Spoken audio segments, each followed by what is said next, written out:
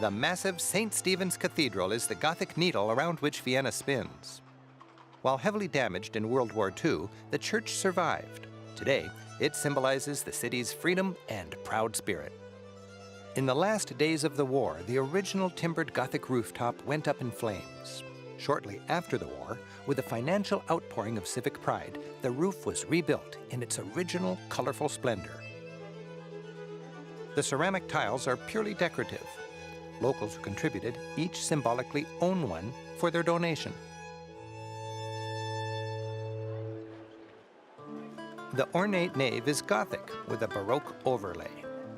While the columns support the roof, they also tell a story. Richly populated with statues, they make a saintly parade that leads right up to the high altar. In this statue of Mary, called the Madonna with the Protective Mantle, people of all walks of life seek and find refuge in the Holy Mother. Nearby, Saint Sebastian, who never goes anywhere without his arrows, reminds the faithful of his martyrdom. The centerpiece of this cathedral, dedicated to St. Stephen, is a painting depicting the stoning of the early Christian martyr himself. World War II damage was heavy inside and out.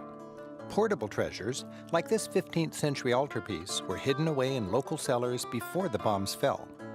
Before the war, the entire church was lit with windows like these. But most of the church's fine glass was destroyed.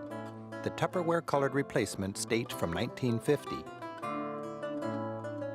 The Gothic pulpit, carved from sandstone, is a masterpiece.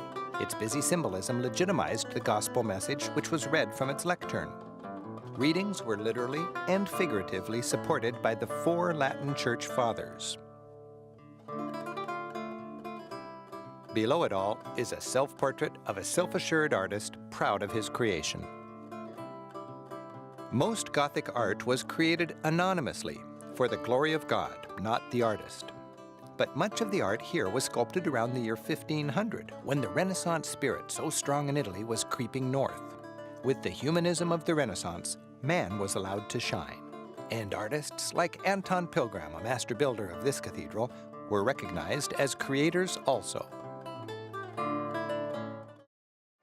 Salzburg's cathedral, constructed in the early 1600s, was one of the first grand Baroque buildings north of the Alps. It's Sunday morning. The 10 o'clock Mass is famous for its music, and today it's Mozart. Enter the cathedral, and you're immersed in pure Baroque grandeur. Since it was built in only about 15 years, the church boasts particularly harmonious art and architecture. In good Baroque style, the art is symbolic, cohesive, and theatrical, creating a kind of festival procession that leads to the resurrected Christ triumphing high above the altar.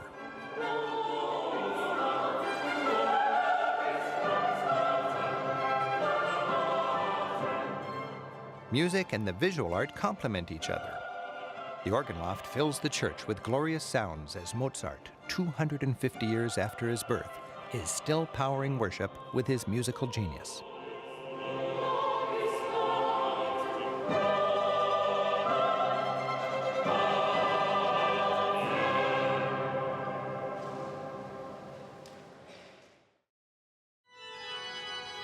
Charles Church offers perhaps the best Baroque in Vienna, with a unique combination of columns, a classic pediment, and an elliptical dome.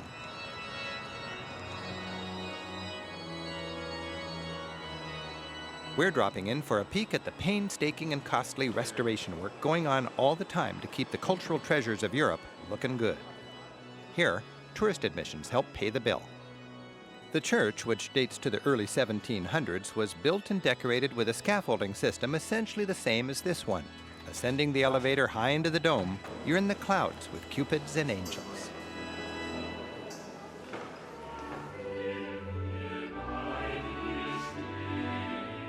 Many details that appear refined and realistic from ground level, such as gold leaf, frescoes, and fake marble, look rough and sloppy up close. It's surreal to observe these distorted figures from this unintended angle. As always, the art had a purpose, teaching or propaganda, depending on your perspective. Here, faith, hope, charity, and Catholic priests triumph and inspire, while Protestants and their troublemaking books are trashed. At the very top, you'll see the tiny dove representing the Holy Spirit, surrounded by a cheering squad of nipple-lipped cupids.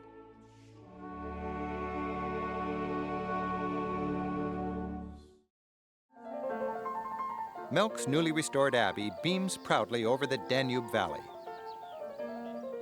Established as a fortified Benedictine abbey in the 11th century, it was destroyed by fire. What you see today is 18th century Baroque. Today, as they have for 900 years, monks pray, meditate, and follow the rules of Saint Benedict right here.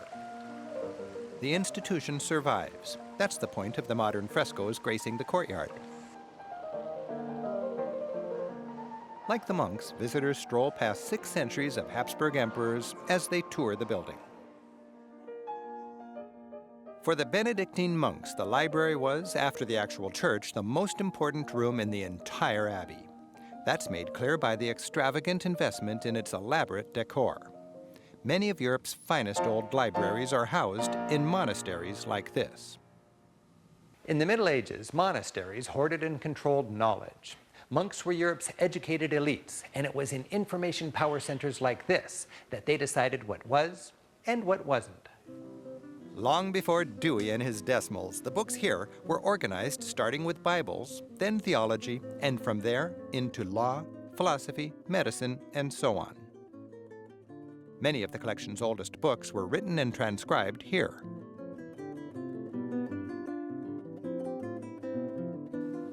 It's a visual reminder of how monasteries were the storehouse of knowledge through the ages.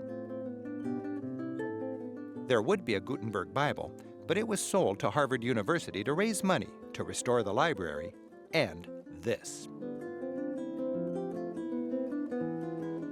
The Gilded Church is classic Baroque.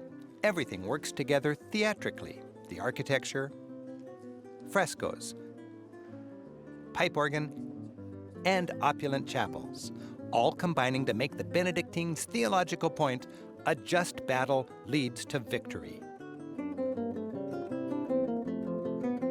In the front, below the huge papal crown, Saints Peter and Paul shake hands before departing for their final battles, martyrdom, and ultimate triumph.